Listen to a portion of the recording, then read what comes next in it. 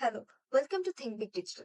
Today I'm about to show you how to download any video from Facebook, and keep watching this tutorial so that you can download any video you want.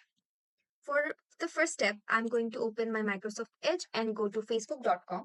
You can log into your Facebook on your computer or your mobile device. Open the video you want to download. Suppose I want to download this video. Now copy the video's URL, which is here. Now I have copied the URL. Now open a new tab and paste the link, and now replace the www with mbasic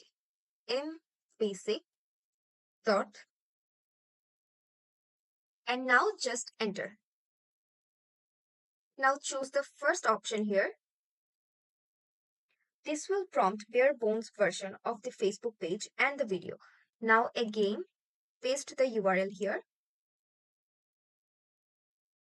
This is the video we want to download today, and click on the video.